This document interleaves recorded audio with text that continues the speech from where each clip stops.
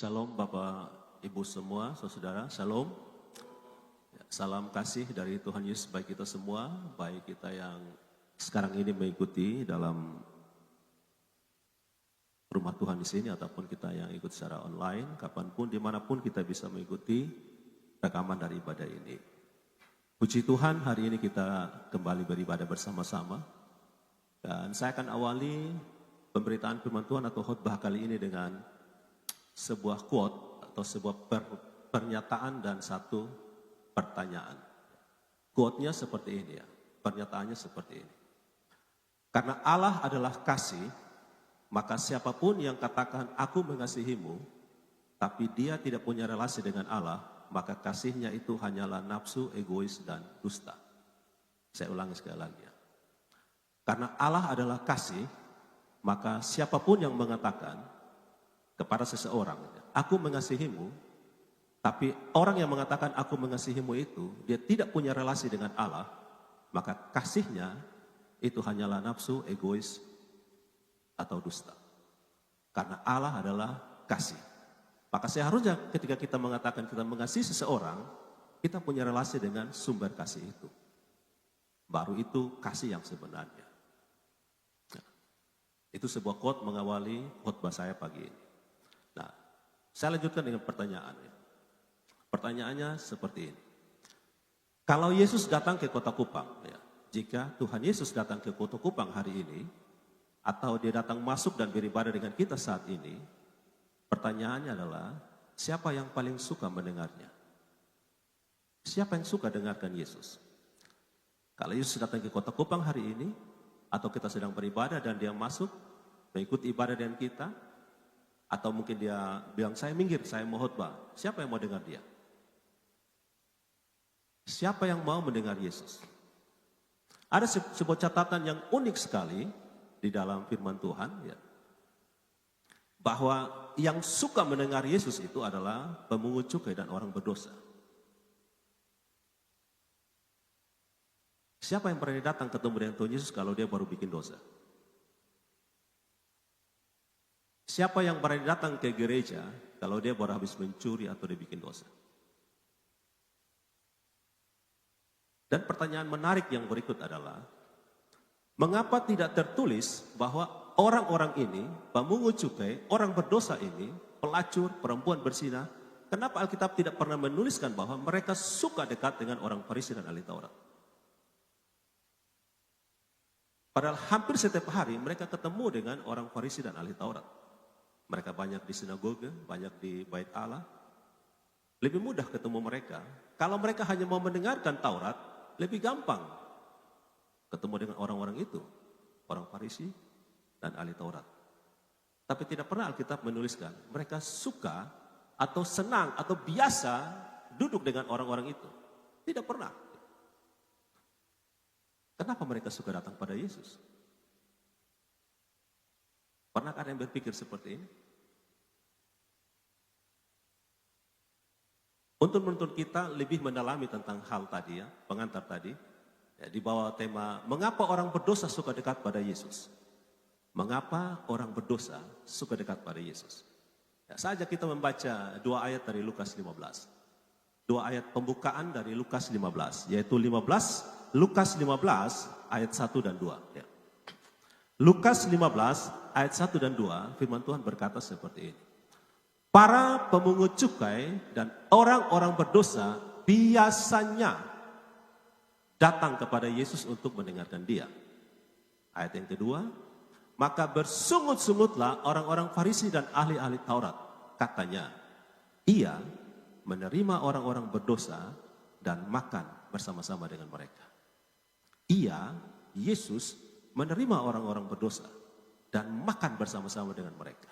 Ini sesuatu yang spektakuler, sesuatu yang mengganggu pemikiran kalau kita lihat dari konteks pada masa itu. Nanti saya akan bawa kita lebih dalam. Kenapa ini heboh? Kenapa ahli Taurat dan orang Farisi mengatakan cuma doa ini, terima dan makan bersama. Itu sesuatu yang menggemparkan kalau kita lihat dari konteks pada masa itu. Ajak kita mulai masuk ke dalam teks kita, Lukas 15 ayat 1 dan 2.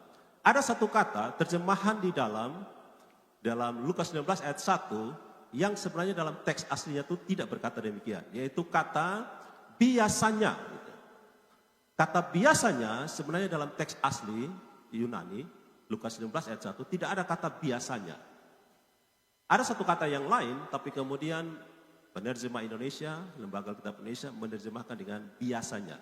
Pertanyaannya, kenapa diterjemahkan biasanya? Kata yang dipakai untuk terjemahan biasanya itu dari bahasa Yunaninya esan. Jadi bunyi aslinya dari teks Yunani itu sebenarnya begini. Bukan para pemungut cukai dan orang-orang berdosa biasanya datang kepada Yesus untuk mendengarkan dia, tapi teksnya kalau diterjemahkan lurus-lurus kira-kira dibilang begini. Sedang datang mendekat kepadanya semua pemungut cukai dan orang-orang berdosa untuk mendengarkan dia. Jadi kata sedang diterjemahkan dari kata esan, sedang. Kenapa begitu? Nah, kata esan ini dia punya arti, itu suatu tindakan di masa lalu yang dilakukan berulang-ulang, konsisten.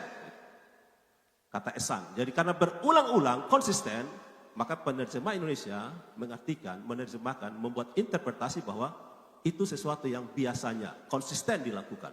Bukan sekali, bukan dua kali. Bukan tertulis pada suatu hari datanglah orang berdosa kepada Yesus. Tidak. Berulang-ulang. Aktivitas yang dilakukan terus-menerus. Berkali-kali datang. Bukan seperti kita yang kalau punya masalah datang gereja, kalau tidak ada masalah tidak datang. Dulu waktu saya SMA, kalau mau ujian dengan kelas, misalnya ujian dengan kelasnya besok, maka hari Minggu saya gereja 3 kali.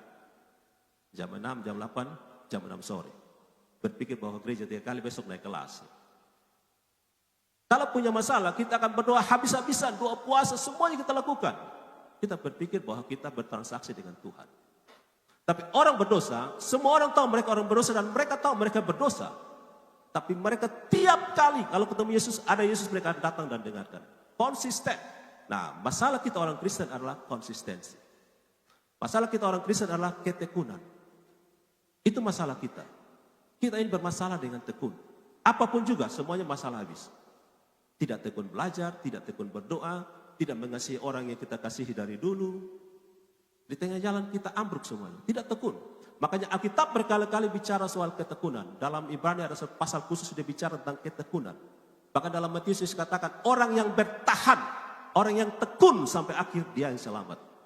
Kita punya masalah di situ. Tapi justru itu kita bersyukur hari ini kita pasca dari peristiwa Pentakosta, memperingati Roh Kudus turun. Yesus menjanjikan, aku akan berikan kepadamu penghibur. Karena saya tahu kamu ini tidak bertekun. Kamu parah dengan ketekunan. Karena itu Roh Kudus menyertai kita selama-lamanya, mendorong kita untuk bertekun. Kalau jatuh, bangkit, jalan lagi. Jatuh, bangkit, jalan lagi. Sampai kita tiba di garis finish. Nah, jadi kembali ke tadi, kata sedang, esan, itu diterjemahkan sebagai biasanya, konsisten. Dan lucu ya, orang yang tahu berdosa, tiap kali bikin dosa, tapi bertekun datang dengan Yesus. Tapi orang-orang yang merasa tanda kutip sok suci, dia paling aktif melayani, malas-malas gitu. Kapan senang-senang baru datang. Kapan saya suka, lagi tidak mood, malas pergi gereja, titip persembahan saya. Persembahan beda dengan penyembahan. Persembahan itu bisa dititip, penyembahan tidak bisa dititip. Penyembahan itu artinya memberikan diri ke situ. Kata korban yang kita kalau tahu sekarang mesti kita bilang korban syukur, korban persembahan. Kata korban itu dari akar katanya aslinya itu artinya begini. Korban artinya datang mendekat, itu artinya korban. Jadi kalau kita bilang saya berkorban bagi Tuhan, saya datang mendekat pada Tuhan, bukan tidur di rumah, persembahan titip di orang. Itu bukan korban. Itu namanya COD. Ya, uang sampai, barang sampai, uang sampai.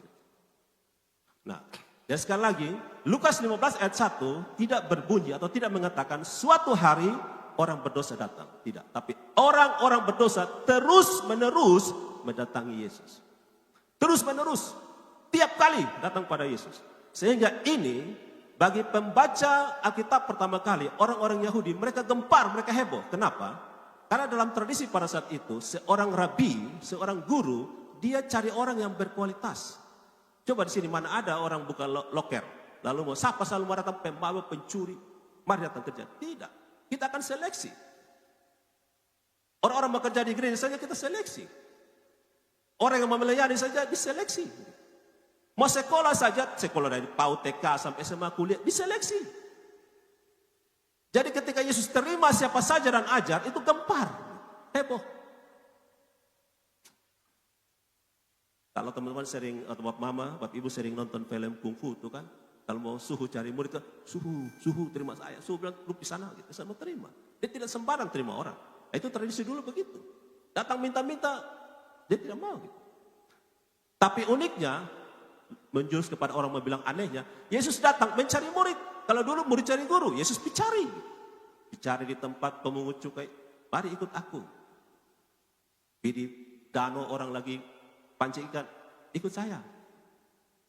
Gempar, heboh. Yesus menerima pemungut cukai, pelacur, kolaborator Romawi atau pemungut cukai, yang orang anggap najis, itu Yesus panggil datang. Atau bahkan mereka dekat dengan dia biasa saja, dia ajar mereka gitu.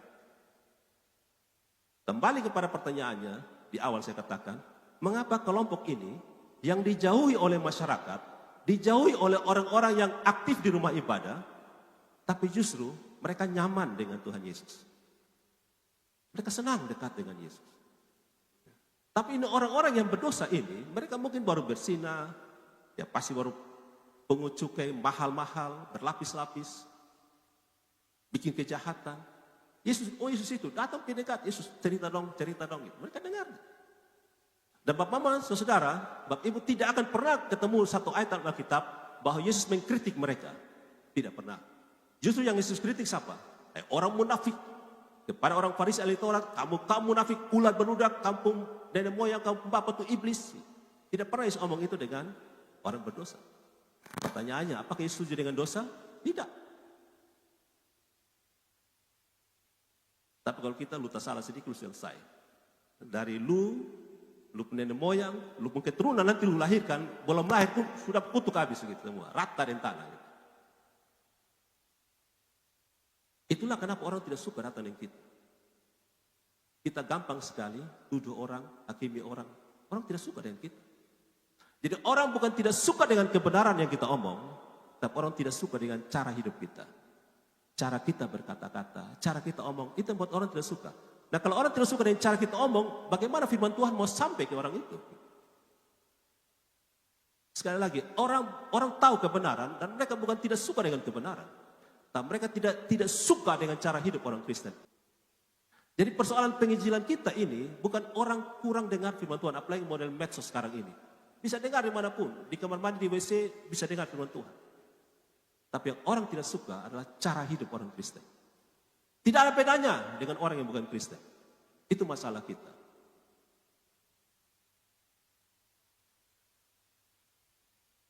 Dalam Lukas 18 ayat 9 sampai 14. Ya. Lukas 18 ayat 9 sampai 14. Itu ada cerita Yesus, perumpamaan, bisa juga itu sebuah fakta, bisa jadi. Doa dari orang Farisi dan pemungut cukai. Yang Yesus kritik doanya siapa? Bukan pemungut cukai, tapi orang Farisi yang Yesus kritik doanya. Dan doa yang diterima siapa? Pemungut cukai yang dianggap sebagai orang berdosa. Apakah sekali lagi pertanyaannya, Yesus setuju dengan perbuatan dosa? Tidak. Yesus punya standar lebih tinggi dari orang Farisi dan ahli Taurat. Jadi Bapak Bapak Saudara, saya mau katakan di sini, jangan sampai ketika nanti kita semua masuk surga, bertemu dengan Yesus, kita yang merasa diri kita paling aktif melayani, hidup paling benar, paling baik, kita mahkota tuh mungkin lebih kecil, mungkin lebih sedikit daripada orang-orang yang kita anggap tiap hari di bumi dia bikin dosa. Karena kan Tuhan bilang, bukan yang kamu lihat, yang saya lihat. Betul ya? Kamu lihat penampilan, saya lihat hati manusia. Jadi jangan cepat-cepat kita kritik orang, menghakimi orang. Minimal kita tidak tahu kenapa dia lakukan itu. Kita kan tidak tahu.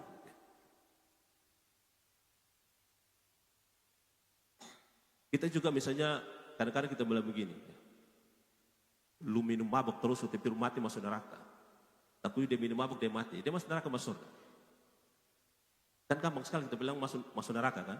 Tapi kita tidak tahu, pas dia putus nafas tulis minta ampun, masuk surga. Ya seperti penjahat di sebelah kanan toh. Bikin jahat, karena kejahatan disalibkan.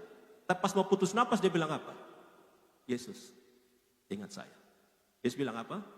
Hari ini kamu dengan saya di Firdaus. Sekali lagi ini tidak beri pesan bahwa mari kita pergi ke jahatan, tidak. Itu kedaulatan Allah yang maha tinggi. Yang bisa kita beritakan adalah kalau kamu di luar Kristus, kamu selesai di neraka. Hanya itu pesan kita. Betul kan? Jalan ke surga cuma satu, Yesus Kristus. Di luar itu neraka. Itu yang kita beritakan. Ya kita bukan seperti pemegang kunci gerbang surga, neraka, surga gitu. Kita tidak kasih kewenangan itu. Kewenangan kita adalah beritakan Injil. Apa yang tertulis, saksikan itu.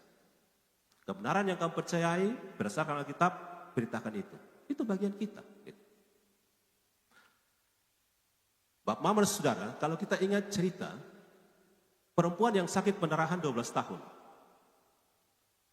Itu cerita sangat populer sekali, sangat terkenal. Pada masa itu kalau orang sakit pendarahan yang sekarang kita kenal dengan menstruasi atau haid, itu dianggap najis. Sehingga secara psikis dia sangat terganggu karena tidak ada yang mau dekat dengan dia. Secara spiritual, rohani, dia tidak bisa diterima di sinagoge dan bait Allah karena najis.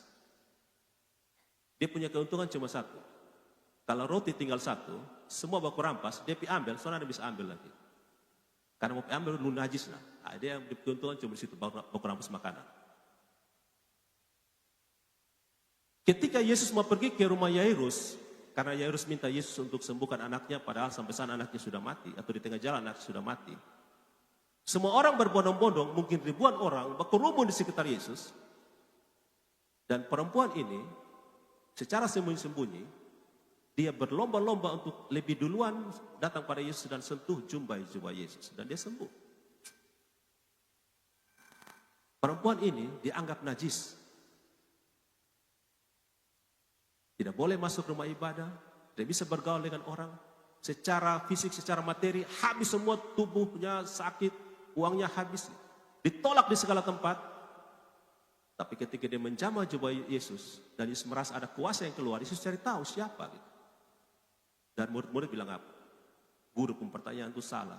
Ataupun dompet hilang, saya kok tahu siapa yang ambil, apalagi guru tanya siapa yang sentuh jubahmu gitu. Tapi Yesus tahu, setelah ketemu dengan perempuan ini, dia bilang apa? Imanmu telah menyelamatkan engkau. Atau bahasa aslinya dibilang begini, imanmu membuat engkau whole, utuh, shalom. Dan dia omong itu di depan semua orang, artinya dia bilang begini, kalau kamu tolak perempuan ini, hari ini saya deklarasikan, saya umumkan, terima kembali dia. Karena imannya telah menyelamatkan dia. Terima kembali dia, jangan tolak dia. Nah, hati-hati jangan sampai orang yang selama ini kita tidak abaikan dia, kita anggap remeh, justru dia yang diterima di kerjaan surga. Ada 10 orang kusta yang datang bertemu dengan Yesus. Dan mereka minta dari jauh, karena orang kusta tidak boleh dekat-dekat dengan orang yang sehat. Kasihani kami. Apa perintah Yesus? Pergi, tunjukkan dirimu kepada imam. Ini kata yang sederhana, tapi kalau kita dalami dalam konteks saat itu, ini kata yang sangat spektakuler, sangat menakjubkan. Harusnya 10 orang ini jangan pergi. Kalau dipikirkan dari logika pada saat itu, kenapa? Kalau orang sakit kusta, dia harus punya, dia diasingkan. Tidak boleh ketemu dengan orang lain, tidak boleh masuk kota. Apalagi ketemu dengan imam, lu mati, lu selesai. Berarti kalau mereka bilang, mereka pergi ke imam, mereka langsung balik badan dan pergi ke imam, mereka jalan dengan apa? Apakah sudah sembuh? Tidak. Waktu mereka balik badan, belum sembuh. Alkitab bilang di tengah jalan mereka sembuh. Berarti mereka waktu balik badan dan pergi menuju ke imam, mereka jalan dengan apa? Iman. Mereka terima perkataan Yesus, saya sembuh. Di tengah jalan baru sembuh. Berarti 10 orang ini punya iman kepada Yesus, bahwa mereka disembuhkan. Tapi pertanyaannya, berapa yang datang berterima kasih? Hanya 1, dan itu bukan orang Yahudi. Alkitab tulis orang Samaria yang ditolak oleh orang Yahudi, yang dianggap anjing, bukan manusia. Dan Yesus bilang kepada orang Samaria ini apa? Imanmu telah menyelamatkan engkau. Kamu utuh, kamu shalom. Shalom artinya utuh. Di sini kita semua yang datang beribadah saat ini, kita datang beriman pada Kristus. Tapi siapa dari kita yang hidup dengan penuh syukur kepada Tuhan? Atau penuh cemoohan? Tiap hari semua kurang habis begitu. Semua manusia rasakan yang sama di bumi ini 24 jam, tapi dia rasa 24 jam tidak cukup. Dia mau hidup 30 jam. Bersyukur kepada Tuhan. Ternyata, kalau dulu Kotong sering bilang, orang yang tidak punya apa-apa yang sulit bersyukur, ternyata punya apa-apa pun sulit bersyukur. Buktinya ini orang yang sembuh, dia tidak datang bersyukur. Makanya kita ini kan paling banyak naluri rakus. Tidak punya apa-apa minta beli sepeda, punya sepeda minta beli motor, punya motor minta beli oto, punya oto minta beli helikopter, punya helikopter minta beli pesawat. Tidak pernah puas. Orang yang tidak pernah puas tidak akan pernah bisa bersyukur. Bersyukur artinya dia yang aminkan doa Bapa kami. Berikanlah kepada kami pada hari ini makanan kami yang secukupnya hari ini. Besok saya datang minta lagi untuk hari itu. Besok lagi saya datang untuk minta hari itu. Kan tidak ada doa berikanlah pada kami pada hari ini makan untuk 1 tahun Tuhan. 1 Januari baru saya datang lagi. Tidak pernah ada. Hari ini cukup Tuhan. Dan saya belajar mencukupkan diri dengan apa adanya. Firman Tuhan melalui Paulus dia bilang begini. Kalau pakaian di badan ada, cukup pakaian di badan. Jangan ingin yang berlebihan. Cukup, yang penting kamu tidak telanjang. Bersyukur. Nah, masalah kita di dunia sekarang pada zaman ini adalah tidak pernah puas dan tidak mau bersyukur. Makanya jual diri, jual orang lain, jual segala macam untuk beli sesuatu yang sebenarnya tidak signifikan dengan hidup kita.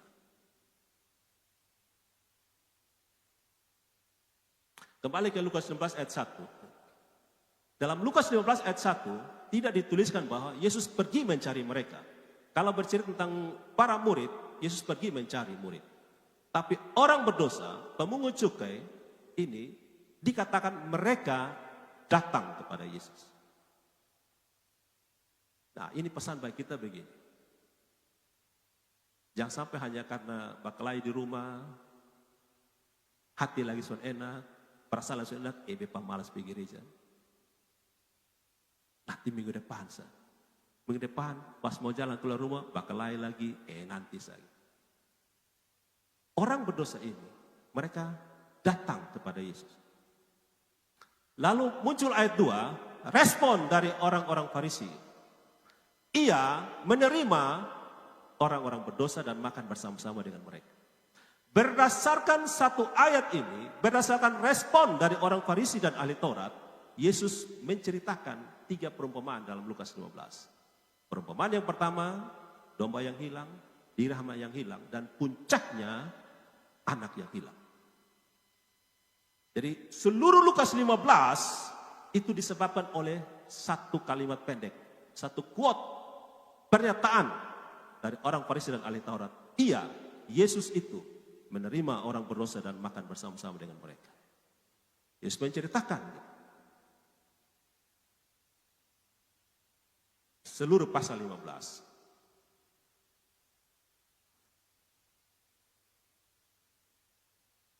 Jadi orang-orang yang paling ditolak oleh sistem kehidupan, sistem keagamaan saat itu, justru sekali lagi mereka paling aman dekat dengan Yesus.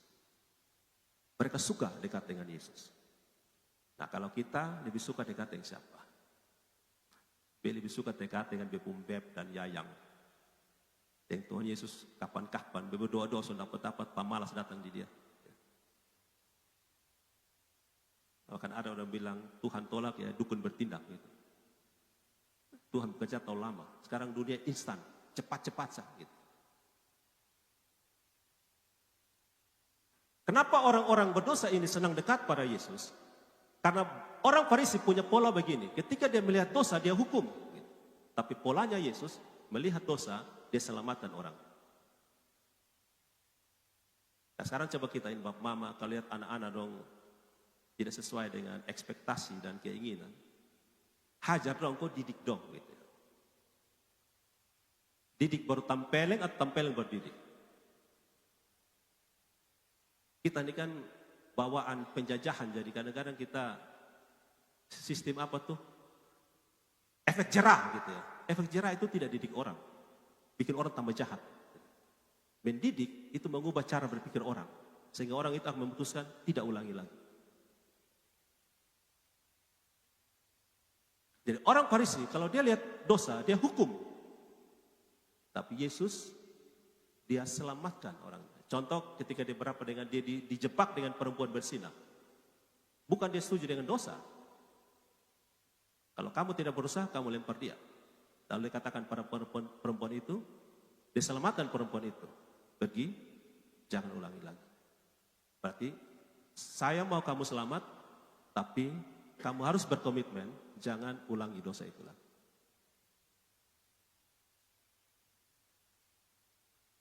Bagi Yesus, dosa itu sangat penting dalam arti berbahaya, makanya dia mati untuk keselamatan kita. Kita yang berbuat dosa, dia yang menjadi korban untuk keselamatan kita. Nah, kalau orang Kristen punya masalah ini adalah kita mencampur adukan dua hal ini. Dosa dan orang yang berdosa. Kita jadikan satu. Seperti kita campur adonan bikin kue atau roti. Saya mau ilustrasi begini. Kalau ada satu mama, dia habis kasih mandi dia anak umur 5 tahun, dia mandikan, lalu anak minta izin pergi main di luar, dia bilang, pergi main tapi ingat ya cepat pulang. Dia main lompor di sana, baju semua kotor kembali. Lalu ini mama pulang, dia bukain anak punya baju, dia buang. Ini anak dia buang ke sana. Dia bilang apa ini anak? Apakah dia buang juga di tempat sampah? Tidak, dia mandikan kembali. Dosa dengan orang berdosa itu berbeda. Dosa, ya buang dosa itu. Tapi orang berdosa, jangan dibuang. Selamatkan dia. Disiplinkan dia. Didik dia. Nah kalau tahu sonde, hantam satu kali. Selesai. Lalu melengket ke dosa sekali. Itu yang dikerjakan orang Farisi. Makanya orang berdosa tidak suka dekat dengan orang Farisi. Mereka suka dekat dengan Yesus karena ketika dekat dengan Yesus, Yesus ingatkan jangan buat dosa lagi, tapi mereka dididik. Mereka diajar dengan cerita perumpamaan yang mereka mengerti maksudnya kemana. Sehingga ketika Yesus menceritakan 3 perumpamaan, domba yang hilang, dirham yang hilang, anak yang hilang, mereka tahu maksudnya apa. Mereka paham. Apalagi orang Farisi ahli Taurat, dia sedang kritik kita. Yesus bilang, kamu ahli Taurat ini, kamu seperti kakak yang sulung. Kamu ada di rumah itu milik kamu, tapi kamu bikin seperti kamu adalah budak. Terbalik dengan anak bungsu ini, jangan anggap saya anak Bapak, jadikan saya budak, yang penting saya tinggal denganmu selama-lamanya. Dan Bapak bilang, tidak, kamu anak saya, kita buat pesta. Nah, kalau punya cara berpikir, itu mesti diubah. Kalau tidak, yang paling dekat, tidak ada orang berdekat dengan kita. Orang dekat dengan kita, karena kita punya jabatan. Lu selesai jabatan, saudara tua lu. Tapi orang yang hidup empati, peduli pada orang, lu punya jabatan, lu berjabatan, dia senang dekat dengan lu. Apa arti empati? Empati pengertian yang sedikit provokatif, yang sedikit menantang itu adalah begini. Empati adalah masuk ke dalam kekacauan hidup orang lain.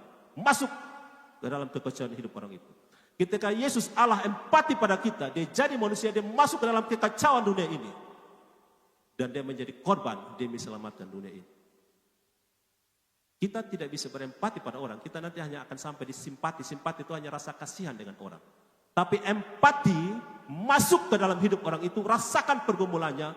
Alami pergumulannya. Alami kekacauan hidup dia. Kenapa dia hidup kacau seperti itu. Lalu kita mengerti kenapa dia buat seperti itu.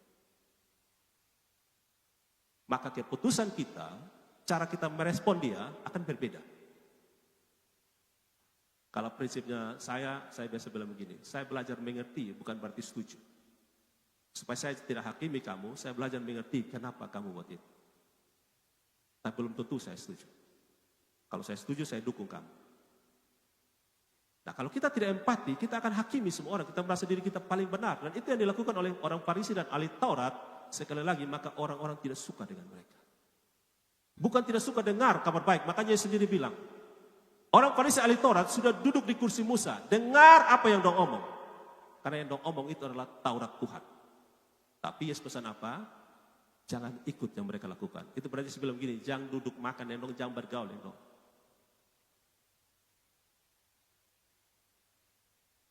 Dan kita kembali mengerti, ciri kerajaan Allah adalah begini. Cara kerja Allah adalah memulihkan, bukan menceraikan. Makanya dalam Maleakhi 2 ayat 16, Tuhan Allah bilang, aku membenci perceraian. Aku membenci pemisahan. Ketika dia melihat ada yang hancur, Yeremia 18 bilang apa? Dia akan hancurkan, dia pulihkan kembali. Jadi bencana kemuliaan. Dia lihat kita berdosa, dia akan pulihkan hidup kita. Dia tidak bikin lupi sana. Kita dulu bilang apa? 4 ilo 5 kurang tong. Hujan jauh dari sini. Tidak. Dia datang ke orang itu dan dia ajak. Yuk mari kita jalan sama-sama. Saya bantu kamu. Ketika dia lihat Kleopas dan temannya menjauh dari persekutuan, pulang ke kampung, Yesus cari mereka. Lalu dia ajar mereka untuk kembali. Maka ketika mereka sampai di rumahnya di Emmaus, apa yang mereka lakukan? Kembali ke Yerusalem. Setelah diajar oleh Yesus.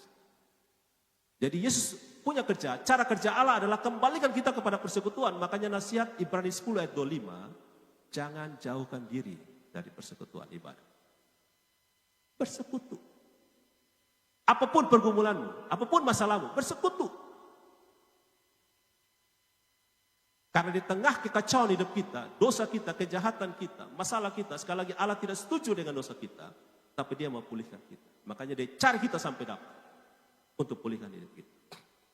Ketika orang Farisi berkata, ia menerima orang berdosa, itu adalah sebuah tuduhan dari orang Farisi kepada Yesus. Tapi bagi kerajaan surga, itulah kabar baik. Allah menerima orang berdosa. Itu kabar baik. Bagi orang Farisi kabar buruk. Itu bencana besar, bencana nasional. Nanti saya akan sampaikan setelah ini, kenapa itu adalah bencana nasional bagi orang Farisi. Bukan saja satu kelompok komunitas, tapi bagi Israel, bagi Yahudi itu bencana nasional. Tapi bagi kerajaan Allah, itu adalah kabar baik. Allah menerima kembali orang berdosa. Dosa dia tidak terima, tapi orang berdosa dia terima. Nah, kita punya masalah hari ini adalah kita nyanyi, ku mau sepertimu Yesus. Tapi yang kita punya cara hidup itu lebih kepada orang Farisi daripada Yesus. Kita suka terima orang yang rapi-rapi, betul ya? Lihat orang berantakan kita mulai curiga. Yang sampai ini parah.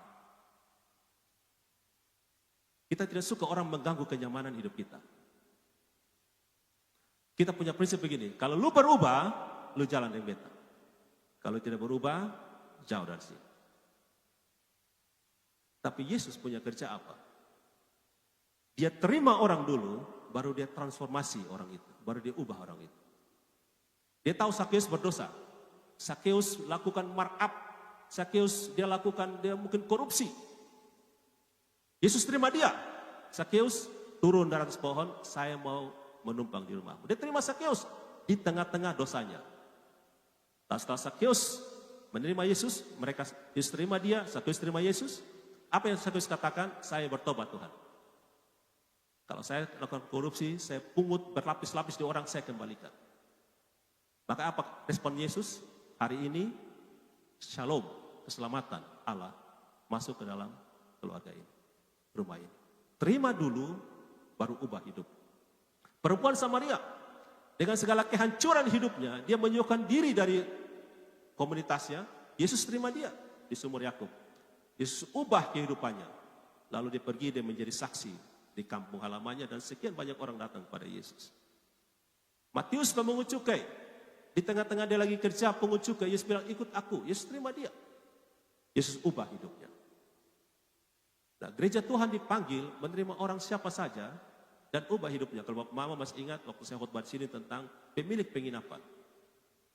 Menerima siapa saja dan ubah hidupnya. Jangan balik urutannya. Kalau sampai berubah, jangan coba-coba datang di bait. Tidak bisa, kapan dia mau berubah dan siapa mau ubah dia? Mungkin Tuhan panggil kita untuk mengubah hidupnya. Nah, tapi saya mau ingatkan kita, seperti yang saya sampaikan, supaya kita tidak cepat-cepat menyalahkan dan menghakimi orang Farisi dan ahli Taurat. Saya mau sampaikan beberapa alasan kenapa mereka bertindak seperti itu. Tadi saya singgung tentang bencana nasional. Jadi apa yang dilakukan oleh orang Farisi dan ahli Taurat bukan semata-mata mereka tidak suka dengan orang-orang berdosa itu. Tapi mereka punya alasan yang kalau dia dari konteks itu masuk akal. Kalau istilah saya tadi saya bilang mengerti belum tentu setuju. Nah, mereka punya alasan. Yang pertama, apa yang orang-orang pada saat itu mengerti sebagai orang berdosa. Siapa orang berdosa dalam konteks pada saat itu? Dalam budaya Yahudi di abad pertama, orang berdosa adalah, pertama, tidak taati Taurat dengan benar. Itu orang berdosa. Tidak menaati seluruh aturan Taurat, dia berdosa. Yang kedua, tidak menjalankan aturan kemurnian secara ritual.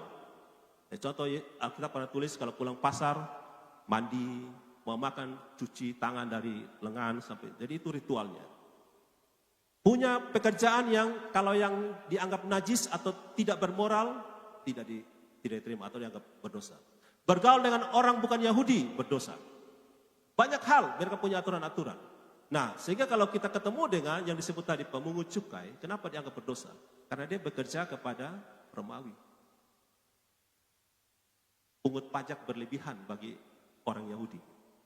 Dan pelacur, bersinah, mereka anggap itu semua orang berdosa. Jadi segala sesuatu yang mereka lakukan itu, yang mengancam identitas umat Allah, itu berdosa.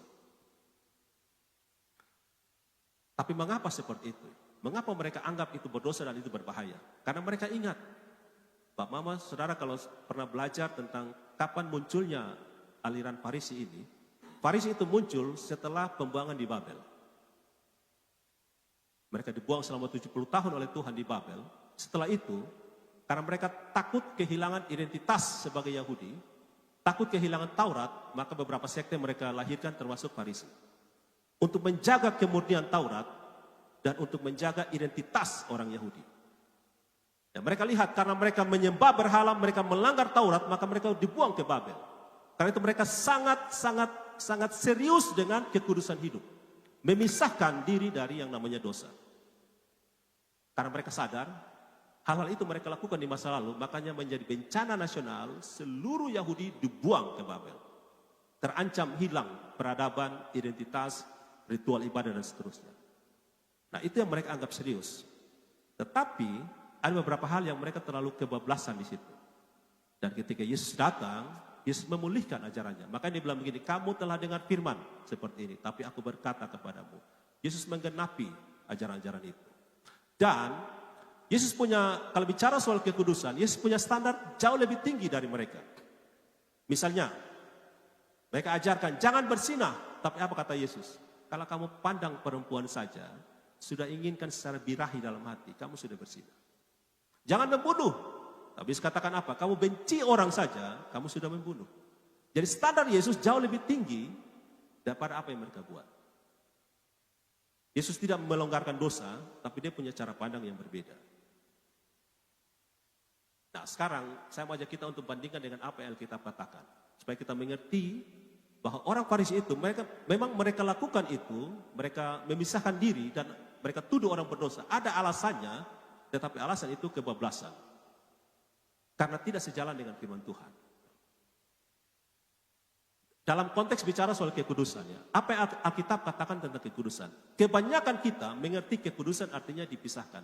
Bahasa Ibraninya kados, bahasa Yunaninya hagios, itu kudus. Kebanyakan kita pahami kudus artinya terpisah. Jadi kudus itu Bapak Mama Saudara, pertama-tama tidak langsung berkaitan dengan dosa. Artinya jangan buat dosa, bukan. Kudus artinya dipisahkan. Kita dipisahkan. Memang tentunya dipisahkan untuk apa, itulah konsekuensinya.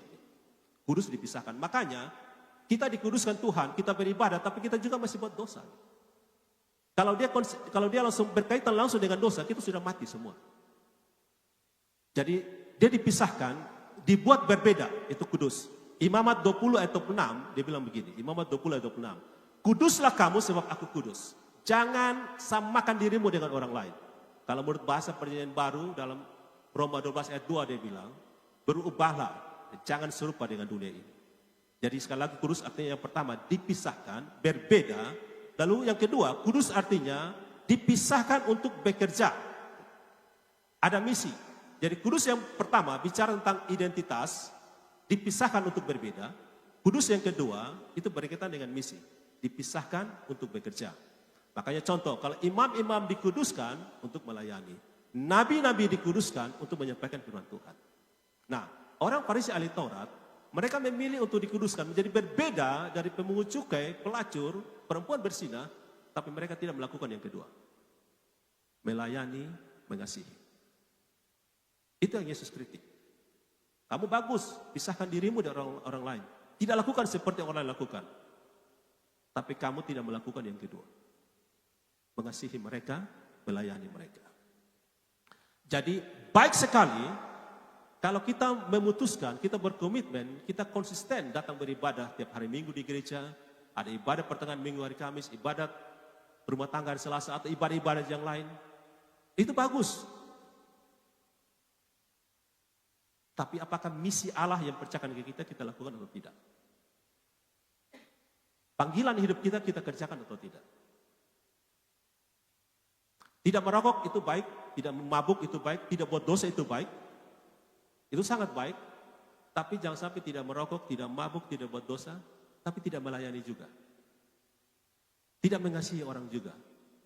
Itu bukan kudus. Itu kudis. Karena terlalu banyak rokok artinya ya kudis di hati. Nah, sekarang kita lihat yang kedua. Tadi menerima, sekarang makan. Apa arti makan? Kenapa makan itu menjadi persoalan besar bagi orang Farisi dan ahli Taurat pada saat itu?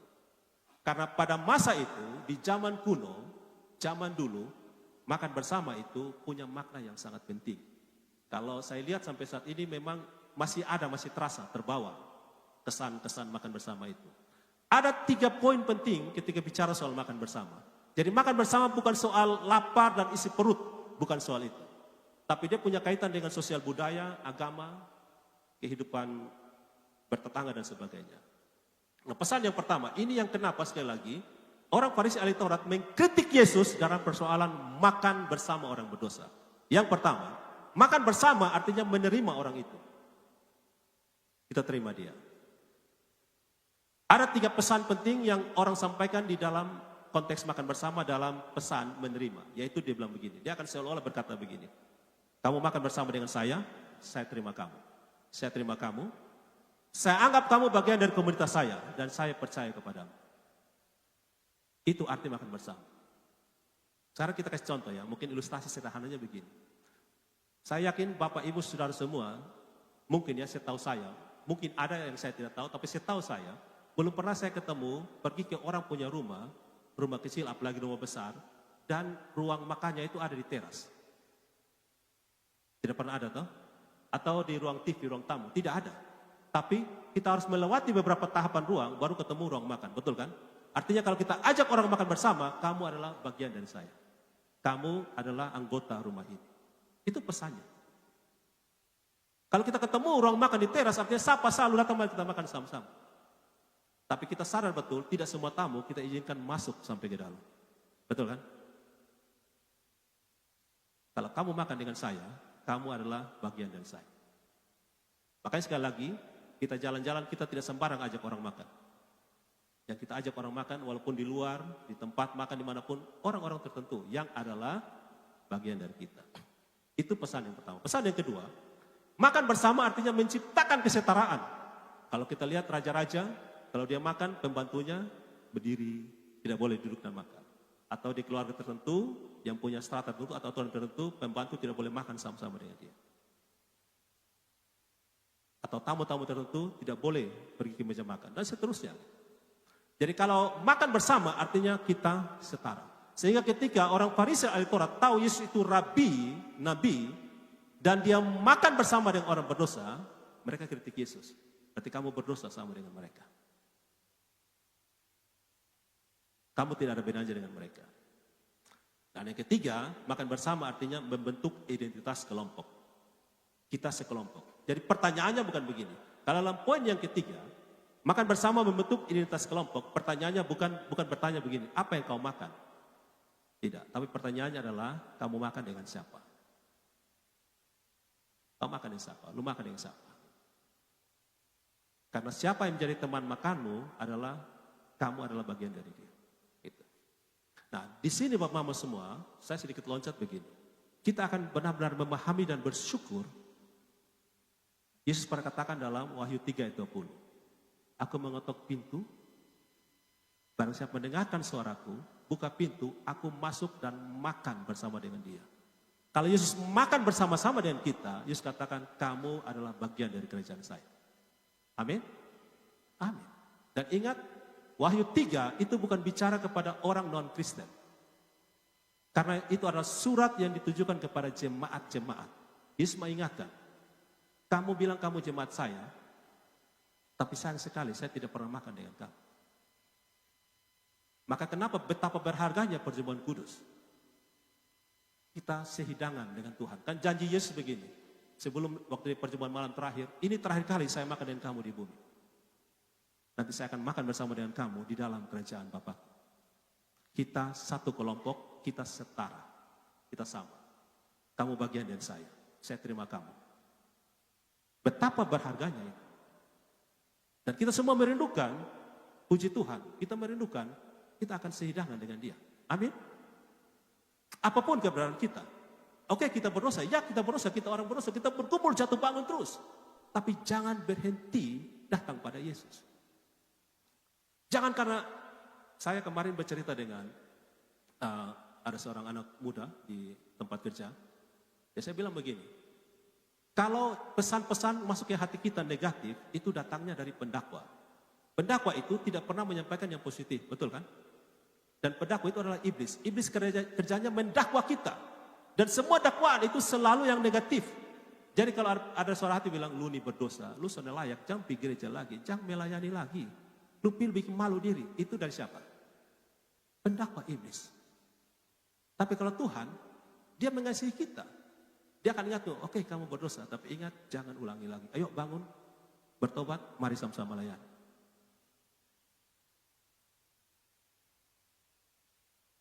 Sekali kita bersyukur, ya, Tuhan berjanji, di beberapa waktu yang lalu saya sampaikan, Yesus berjanji datang jemput kita, dan dia juga berjanji, dia akan sehidangan dengan kita. Bagian penutup silakan WL dan pemusik ke depan. Bagian terakhir dari pemberitaan firman Tuhan ini, Bapak, Ibu, dan Saudara.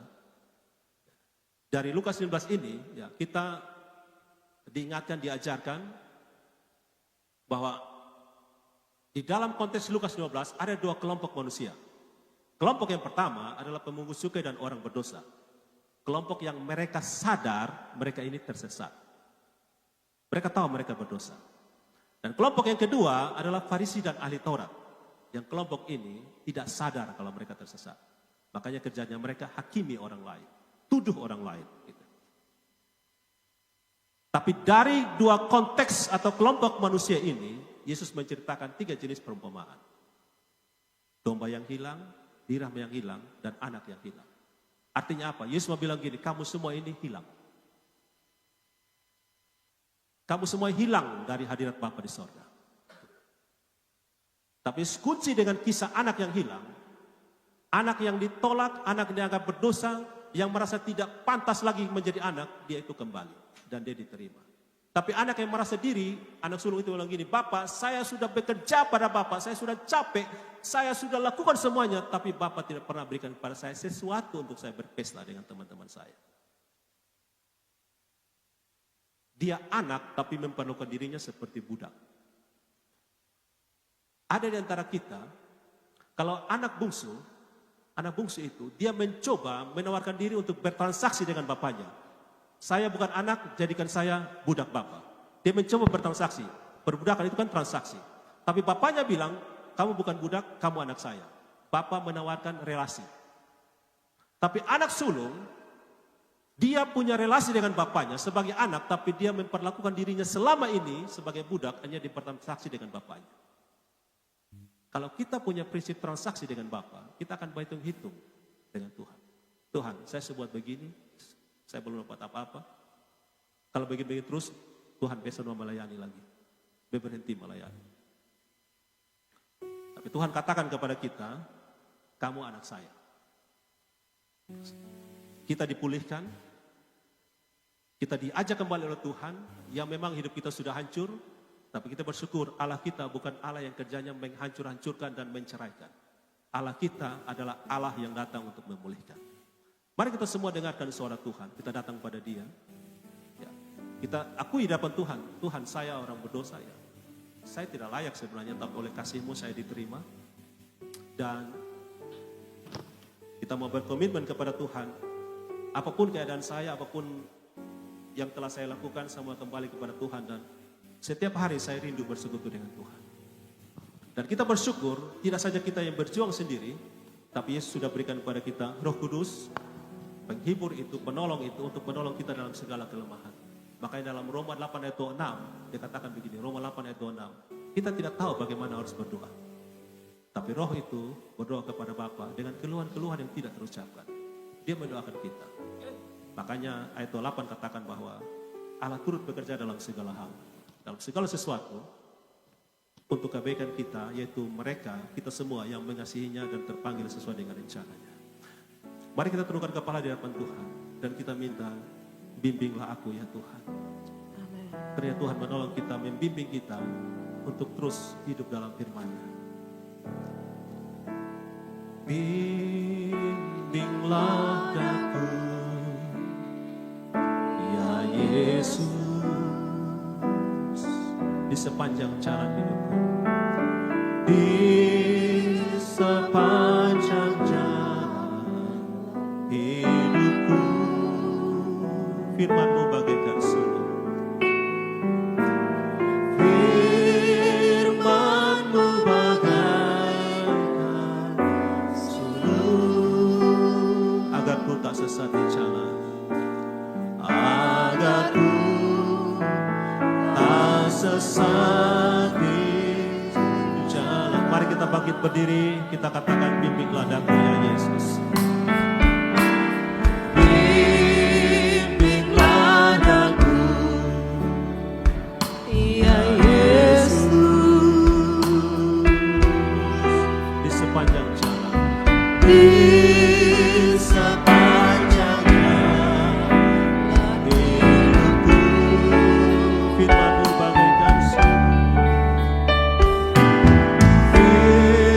firman-Mu bagaikan sulur, agar ku tak